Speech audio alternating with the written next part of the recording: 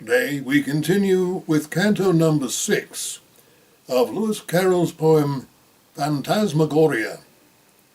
This one is called Discomfiture. As one who strives a hill to climb, who never climbed before, who finds it in a little time, grow every moment less sublime, and votes the thing a bore. It having once begun to try, dares not desert his quest, but climbing ever keeps his eye on one small hut against the sky, wherein he hopes to rest. Who climbs till nerve and force are spent, with many a puff and pant, who still as rises the ascent in language grows more violent, although in breath more scant. Who climbing gains at length a place that crowns the upward track, and entering with unsteady pace receives a buffet in the face that lands him on his back, and feels himself like one asleep, glides swiftly down again, a helpless weight from steep to steep, till with a headlong giddy sweep he drops upon the plain. So I, that had resolved to bring conviction to a ghost, and found it quite a different thing from any human arguing, yet dared not quit my post. But keeping till the end in view, to which I hope to come, I strove to prove the matter true by putting everything I knew into an axiom. Commencing every single phrase with therefore or because, I blindly reeled 100 ways about the syllogistic maze, unconscious where I was. Quoth he, "That's regular claptrap, don't bluster any more. Now do be cool, and take a nap. Such a ridiculous old chap was never seen before. You're like a man I used to meet who got one day so furious, in arguing the simple heat scorched both his slippers off his feet. I said, that's very serious.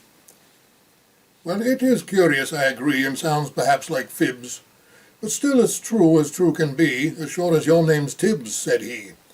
I said, my name's not Tibbs. Not Tibbs, he cried. His tone became a shade or two less hearty. Why, no, said I, my proper name is Tibbets. Tibbets, aye, the same. Why, then, you're not the party. With that he struck the board a blow that shivered half the glasses. Why couldn't you have told me so 3/4 of an hour ago, you prince of all the arses? To walk 4 miles through mud and rain, to spend the night in smoking, and then to find it's all in vain, and I've to do it all again, it's really too provoking. Don't talk, he cried, as I began to mutter some excuse. Who can have patience with a man that's got no more discretion than an idiotic goose? To keep me waiting here instead of telling me at once that this was not the house, he said. There, that'll do, be off to bed, don't gape like that, you dunce.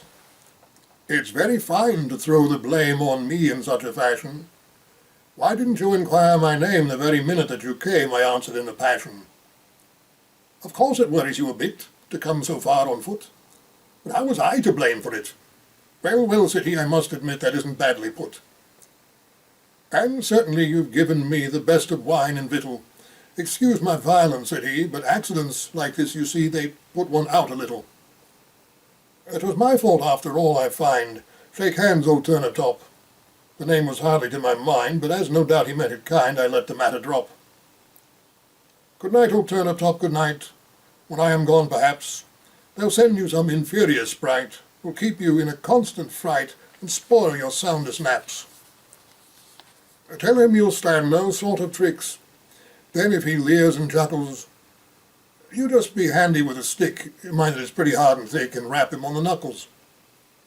Then carelessly remark, soon perhaps you're not aware that if you don't behave you'll soon be chuckling to another tune, and so you'd best take care. That's the right way to cure a sprite of such like goings-on. But gracious me, it's getting light. Good night, old Turnip-top, good night. A nod, and he was gone. And that's Canto number 6. There's one more to go. We'll get to that tomorrow. We'll see you then.